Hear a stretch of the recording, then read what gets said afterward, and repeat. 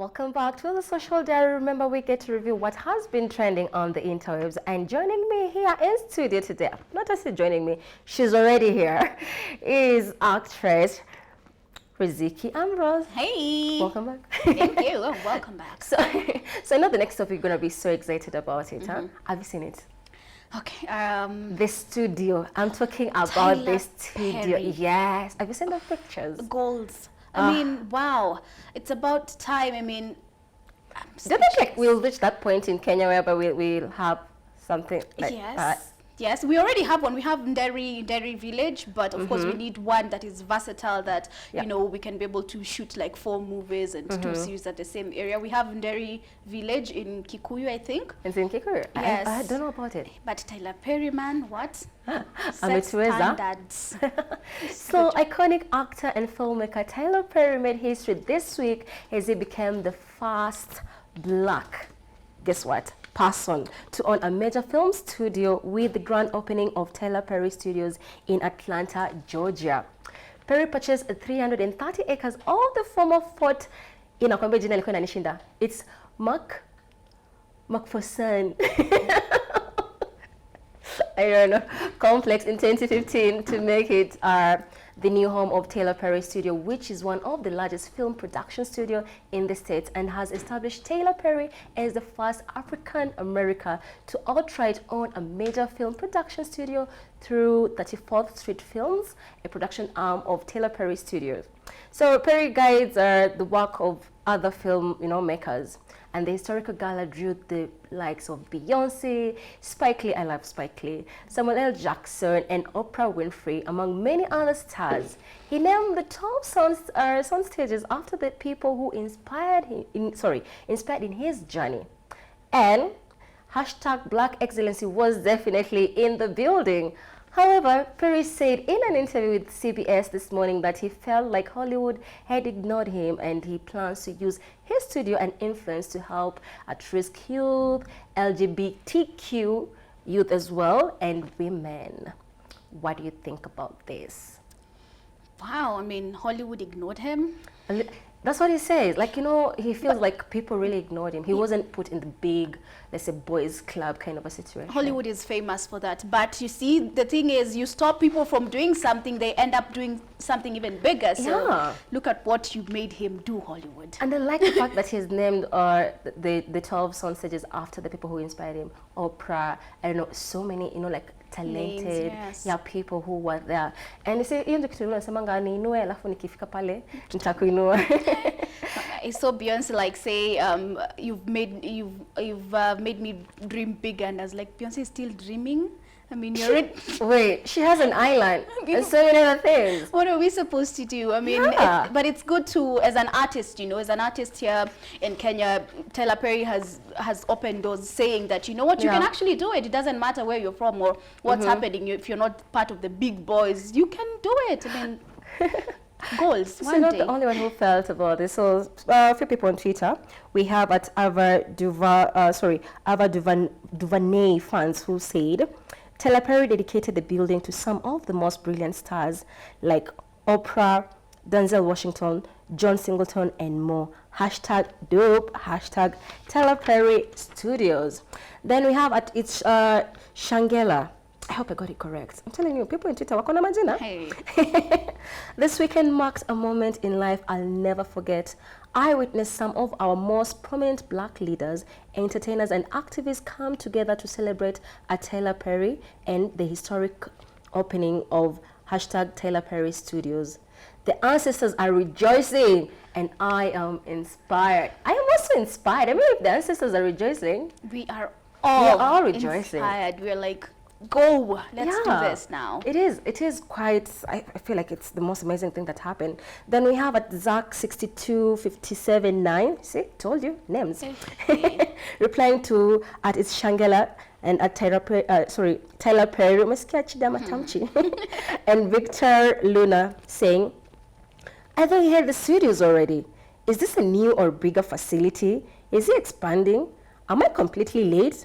I find him to be beyond reality. He creates the most ridiculous and fantastic and wonderful things. I feel like Zack is a little bit too late on this. He has done major deals. He has done major Tell deals. Zack.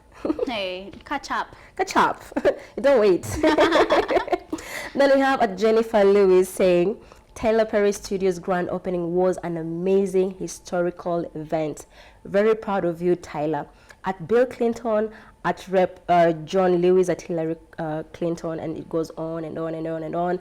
And then he says, hashtag the mother of Black Hollywood. Hello. I feel like he was, sorry, Jennifer was talking about Medea. Medea, of course. Which one is your favorite Medea, sir? Or movies? Is it Medea hosting the guys who are in court? I don't remember it. Is it the Christmas? No, Medea's Christmas, of course. And it's Christmas season. Yeah, I watched that one. It was really dope. But do you feel like how are we going to get here? Like, how are we going to be in such a situation whereby also the entertainment industry in Africa, especially, in Kenya, let me talk about Kenya because there's some places that's advanced, is going to be appreciated. Do we need like someone to just come and chuck this from their own pockets to be able to build such an historic event? You see, I think it's a process, but first we need to start seeing the business side of film. Yeah. So once we start seeing business as film as business, that's how we slowly, when we start getting guys like Chris Kirubi in film business, and that's when you start seeing the money go around. But now there's no money there's no value back for your production, so it's a bit of a 50-50 game. But once we have the business guys coming in and supporting the film industry, within just a while, 2 years, 5 years maybe, it should start being an industry. But now. don't you feel like it's being ignored? It's one of the sections, especially the film industry, it's one of the sections that is being ignored because there's so many beautiful stories to tell from Kenya, from Africa and all that. But it's like people are just not that, people are not willing to see that story, but people are much more interested in seeing stories from outside, which makes it a little bit sad because you realize that most of these people also from outside, they come here and tell our story is their own. It's true. If you don't tell, I mean, we are now watching like Tomboya. If you don't do it, you'll just see Tyler Perry come and doing Tomboya here, Wangari Maathai. We have a lot of stories you can tell. We are rich. We are rich in stories. So business guys come in and chip in the industry. We are actually just waiting for them, really. We already have them. Me, I'm here. I'm raising my hand. Can contribute on this direction. Anyway, Riziki, did you know that today is International Day of the Girl Child? And it's actually an international observance day declared by the United Nations. Oh. It is also called the Day of the Girls and the International Day of the Girl. This year marks an important milestone as the day is celebrating its silver jubilee since its declaration in 1994. Imagine that.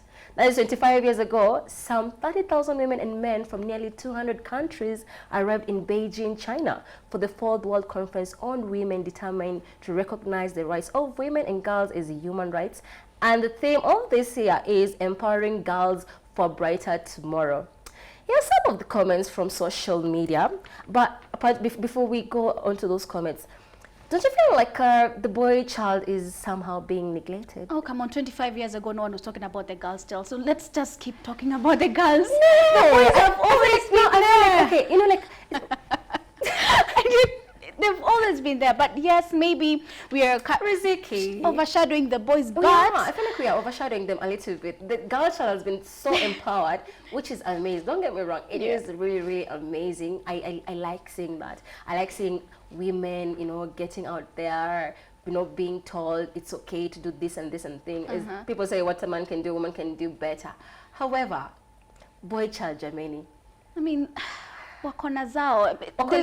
Let me tell you, the universe out here, let me tell you, out here, the world is not kind to the woman. It is really not kind to the woman. So every time we get a moment where someone is saying, let the ladies take this one, please just let them. I mean, we can have this just this day, 11th of October.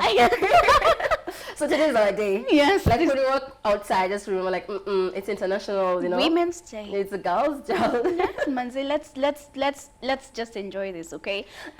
Boys can have some other day, it's fine. So, the only one who felt about this, and if you're to look at some few of the comments, at Abdiaziz Muchi said, International Girl Child, we are trying to advocate for gender equality and also ways on how to eradicate harmful culture like female genital mutilations. And goes on tagging a lot of people who, like Ambrose, Kenya, so many and so many and so on. So you see, that's what I was talking about, like the gender equality. What do you feel about that? I mean, I've already said this, you know, the world is not kind to the woman. It really isn't. I mean, from the traditional, from even our traditions already, they already just undermine the woman. So anytime you really just, there's a platform where a woman can be able to articulate positively about the struggles that they go through day to day. That's why I'm saying the boys can have their day coming up. There is a World's Boys Day, right? That's what I'm talking about. I haven't seen World's Boys Day. There has to be one. There has to be one. Father's Day. Got it. Really? Father's Day? Only one per year? They have something, Father's Day. Then we have at Temitope _Amau saying, wow, International Day of a Girl Child. 4 stages they undergo before old age.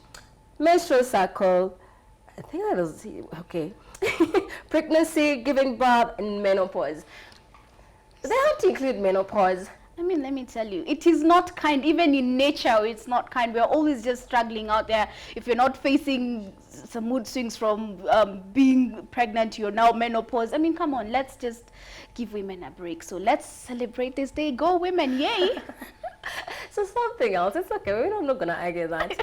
Just tell me something. What do you remember about the former president, Moi? Maziwa ya Moi. Maziwa ya Nyayo. It was Maziwa ya Nyayo. What else? Let me tell you, I remember during his time, with 5 bob, we will go buy milk, bread, eggs, get change ya kwenda mpaka tao. I remember Fimbo ya Nyayo. Oh, you remember Fimbo ya Nyayo? Hey, you used to go everywhere with that. Yeah. Fimbo ya Nyayo. Fimbo ya Nyayo. That was the days, yeah? Yeah. I still miss that time. It was economical. We rejoiced economically, but a lot of voices were hushed down at that particular time. But let's just say he played a role in where Kenya is right now, and we're thanking him for that. So it's a public holiday. So for almost 20 years, Kenyans marked October 10th as Moi Day. But during the promulgation of the new constitution in August 2010, the day was scrapped as one of the public holidays in Kenya. Unajua venye kitu ilikasirisha watu? Last year manze Matiang'i kongetu we were having that argument, like if you don't see a letter from Matiang'i ikonezo signature zote PhD people are like this is the government handwriting. We're like waiting, we're just waiting. You know, actually I had seen one trending, but it was for 2018. So I was like, so what's happening this year? Are we getting a public holiday? Are we? Like, so he came through. Yeah, so however, 7 years later, one Mr. Gregory Oriaro Nyauchi, this is people's hero, took the matter to court, claiming that the law was never repealed, repealed to completely scrap this very day as a public holiday. In his case against the cabinet secretaries for Interior and Labor, and together with the Attorney General, he argued that there was a blatant ignorance, that is the word that he used, of the day. The Federation of Kenya Employers, that is the FKE, also took it on to their, where am I? Okay, those people as well, and the central organizations of trade union, COTU, yes, that is where I was going. COTU were listed as interested parties in the case, and that was the beginning of how Kenya got their holidays back. So all those people, walikuja pamoja. And it had to take someone to go to court. It had to take someone. Seriously, Matiang'i, I mean, Gregory is Gregory, yes. This guy, do you know, like he's people's hero. I mean, I personally celebrate him. Thank you, because you're... it's so we're going to have 2 holidays in October. It is officially people's favorite month. Of course. So, as always, Kenyans took it to Twitter Street to celebrate their party after party week. Ulikuwa happy na your party after party week, by the way.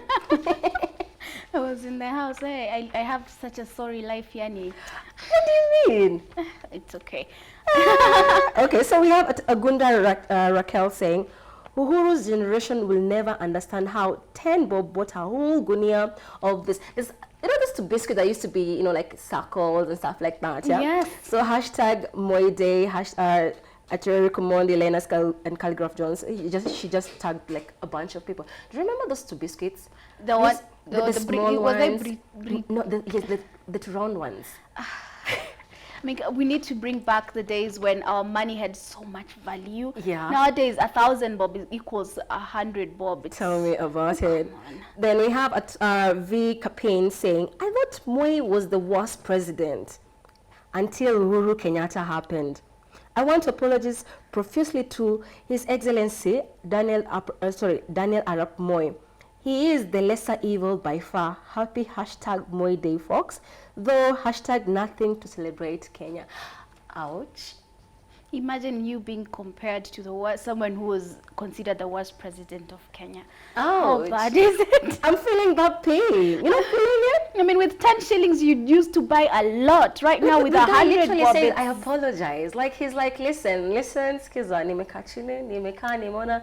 I just want to say sorry. We don't have anything to smile about. That's what we are trying to say. Oh no.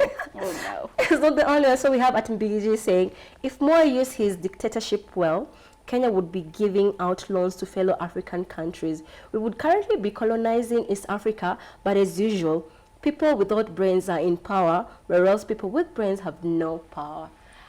Ouch again. That's a lot to say. Moment of silence. Wow. That's a lot of bile. It is a lot of bile. Okay, that's a hard Kenyan right there. That is a very hard Kenyan. Then we have at Koda_Havel said, Moi has stayed off women and has lived 95 years with a net worth of 52 billion.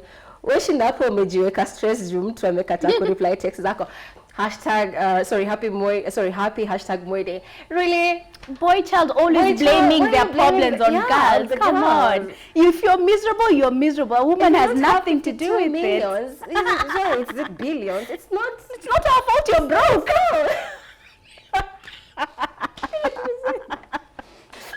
Anyways, keep on going on and on. You know, there's so many other things that we haven't talked about, like, you know, our governor rapping, you know, his new music video. What? Telling us that he'll be right back. He'll be back soon. Yes. Sonkore. I'm telling you. Tell me about it.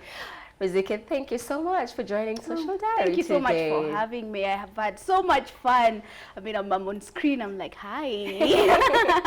Unfortunately, guys, that's all the time that we have for today. But remember to follow us on all our media platforms at Metropole TV Kenya.